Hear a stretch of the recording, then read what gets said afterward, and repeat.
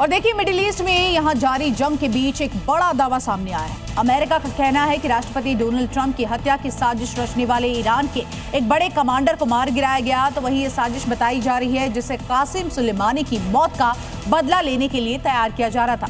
लेकिन उससे पहले ही अमेरिका ने ईरान की साजिश को पूरी तरह से नेस्तनाबूद कर दिया। मिडिल ईस्ट में ईरान के खिलाफ भीषण जंग जारी है। इजरायल और अमेरिका ईरान पर आसमान से लेकर समंदर से मिसाइलों की बौछार कर रहे हैं, सैन्य ठिकानों को तबाह कर रहे हैं, टॉप लीडर्स को टारगेट पर ले रहे हैं। वहीं ईरान भी लगातार अमेरिका और इजरायल के हमलों का जवाब दे रहा है। मिडिल ईस्ट में जारी तनाव के बीच अमेरिका ने बड़ा खुलासा किया है।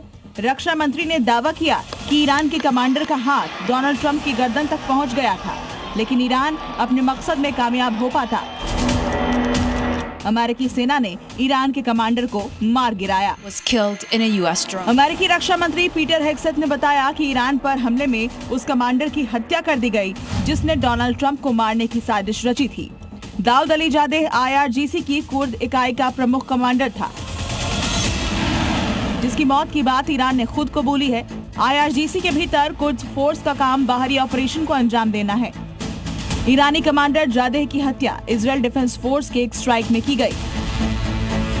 कुर्द फोर्स सीधे तौर पर ईरान के सर्वोच्च नेता सुप्रीम लीडर के कार्यालय के लिए काम करती है।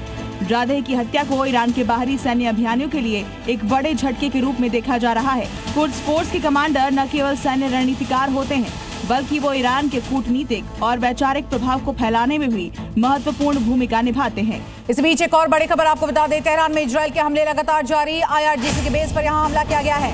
आजादी स्क्वायर के पास ये अटैक किया गया है। ये बहुत बड़ी जानकारी इस वक्त आपको बता रहे हैं। तेहरान के वेस्ट में आजादी स्क्वायर के पास मौजूद रेवोल्यूशनरी गार्ड्स के मुक़द्दद अड्डे पर यह हमला किया गया है। इन तस्वीरों को आप देख सकते हैं। आजादी स्क्वायर के पास किस तरह से तेहरान में इजरायल के हमले और तेज हुए हैं और उसकी एक बानगी युद्ध का एक पूरा हफ्ता बीत चुका है, लेकिन इन सब के बीच आप देख सकते हैं किस तरह से मिडिल ईस्ट में त्राहिमाम मचा हुआ है।